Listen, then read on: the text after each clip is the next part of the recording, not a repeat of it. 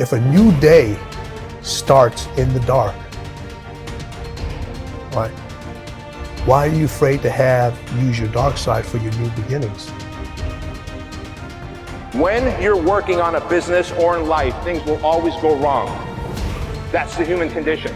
Look, we've all been quitters. Everyone. Nobody's journey is seamless or smooth. We all stumble. We all have setbacks.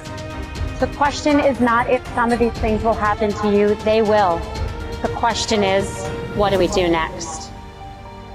The only way that you're going to be able to push past the mountain of obstacles that is going to try to stop you is to have maniacal focus, to know exactly what you want, to have clarity of purpose, to have a crystal clear vision in your mind of what you're trying to accomplish, something that you could tell anybody in a single sentence. When you have that and you stare at it all day and you think about exactly how you're going to make it happen and you tie your identity to it, then you've got a chance. When you face a challenge, remember this: you have nothing to lose.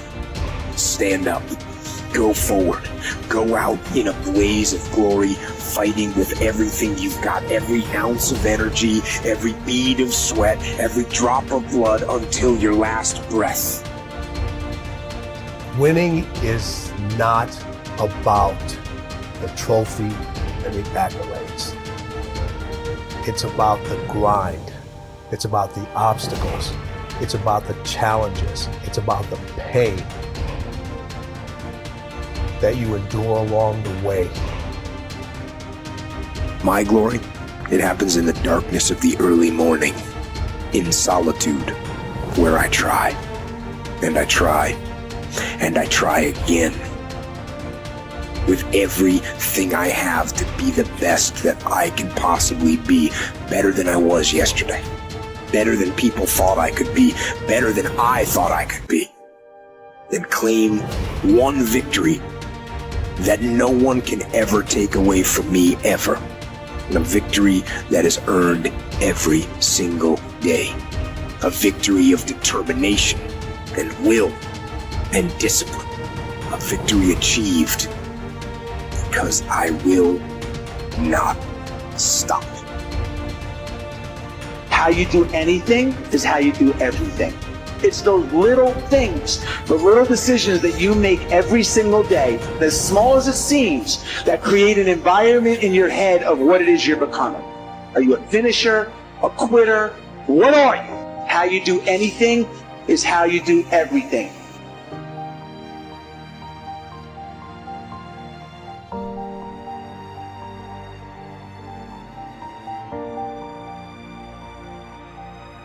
I've got a little topic now called the 4 major lessons in life to learn. Life and business is like the changing seasons. You cannot change the seasons. That's impossible. You can't rearrange the seasons. You cannot say, well, I'll take 5 harvest times, no winters, a few springs, and a summer or 2. You can't rearrange them. The seasons are going to come however they're going to come. You cannot change that. So you cannot change the seasons. But make this note: you can change yourself. And by the way, only human beings have this extraordinary ability to make dramatic changes in their life. All other life forms except human beings are driven by instinct and the genetic code. In America, the goose can only fly south in the winter. And why does the goose have to fly south in the winter in America? Because he's a goose. He can't fly any other direction. But that's not true with human beings. Human beings can go north, they can go south, they can go east, they can go west. Human beings can live one way for 5 years and then tear up that script and live a totally different way the next 5 years. Humans can do that. I'm asking you to utilize your power as a human being and change your life to whatever degree you want it changed. If you want your income to change, I'm telling you it's within your power. You're not a tree, you don't have to stay. You're not a goose, you don't have to fly south. I'm telling you, anytime you want to, you can say, I'm going to change my attitude, I'm going to change my income, I'm going to change my abilities, I'm going to do more than I've ever done before. Take on that as your God-given right as a human being to change your life to whatever degree you want it to change. So learn the value of the seasons now. You can't change them, but you can change yourself.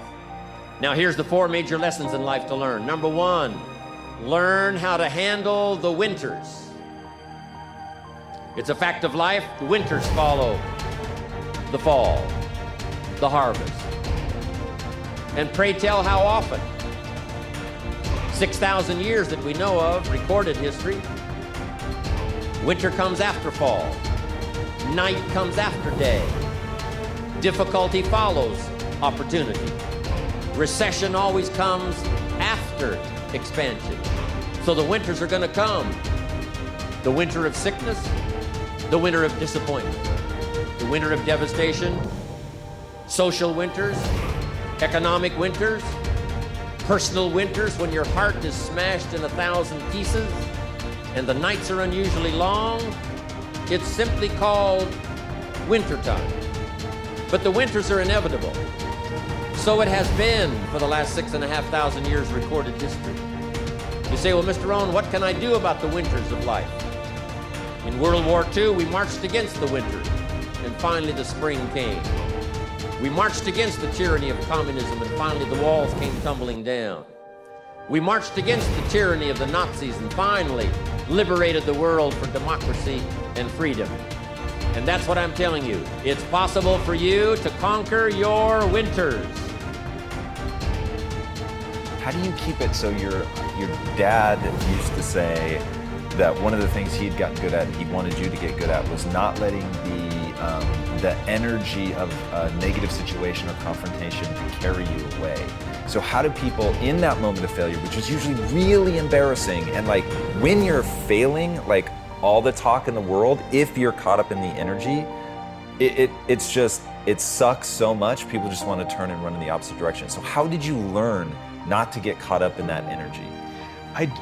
We're people, and we feel how people feel, meaning it hurts when people say bad things about us. It doesn't feel good when people don't believe in you. My dad always told me, if something ever doesn't go the way that you planned and you find yourself in that situation, don't panic. The most important thing you can do is stay calm, stay present. And I've always sort of likened, I can't remember which, I think it was a Vietnam War film or some other film that I was watching one time. And this sergeant stood right up in the middle of this battle. And bullets are hitting branches and knocking trees down. You can hear him zipping by. And he stands up and he says, hey, go over there, move up. You need to watch right over there. And the presence amidst all the chaos and destruction and calamity was what saved all of their lives. And I think that presence of mind and that being able to be calm, that you've laid a plan out, you've done what you've done that got you to this point. If something comes up that you didn't expect or that you didn't know was going to come, your plan's not bad. It got you to where you are. Right now you have to deal with what's in front of you. That doesn't mean run away. It doesn't mean stop and don't do anything. It means deal with it. Deal with what's in front of you, move through it, move around it, move over it, move under it, but keep moving forward. Rectify the situation, regroup, and go. Because your legacy is every life you've touched.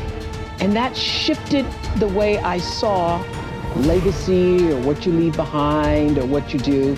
Because Maya was explaining to me that, over all the years of watching your show, everybody who decided that they were going to go back to school or lose weight or no longer hit their children or get out of a bad marriage, all of those people who have seen and experienced your voice. And the same thing with everybody here. You have no idea what your legacy will be. Your legacy is every life that you've touched. And we like to think of it, I know you have done amazing things with your philanthropy. We like to think that these great philanthropic moments are the ones that leave the impact or will make the huge difference in the world. But it's really what you do every day. It's how you use your life to be a light to somebody else's, you know, and it's how you use your work as an expression of your own art, whatever that is.